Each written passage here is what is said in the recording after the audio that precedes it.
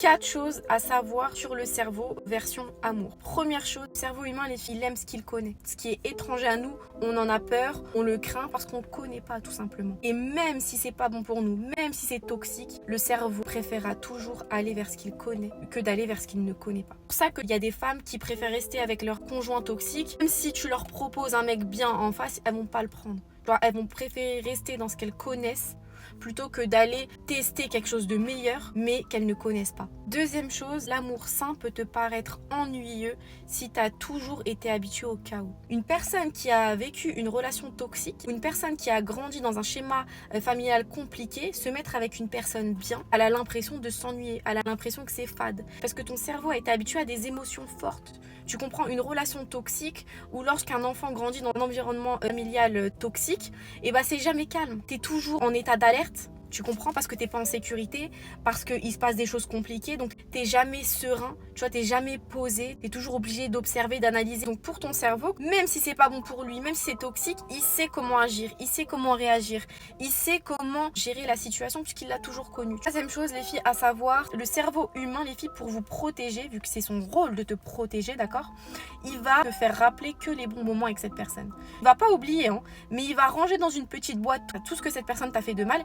et il va se rappeler que des choses positives. Et ça, c'est très important de comprendre ça. Pareil, ça a été prouvé scientifiquement, les filles, d'accord, que le cerveau, il va, pour se protéger et pour survivre tout simplement, il va garder en tête que les choses positives. C'est pour ça que quand tu quittes une personne, bien sûr, t'es pas bête, t'as pas de perte de mémoire, tu sais très bien ce qu'il t'a fait au fond, mais comme par hasard, tu sais pas comment, tu vas te rappeler que des bons moments, tu vas être nostalgique de ci, de ça, ouais mais il m'a apporté ci, il m'a apporté ça. Tout ce qui t'a fait de négatif, tu vas l'occulter. Tu l'as pas oublié, mais tu vas l'occulter et tu vas te dire quand même, est-ce que je retourne avec lui? Mais ça, c'est juste parce que ton cerveau, il veut te protéger.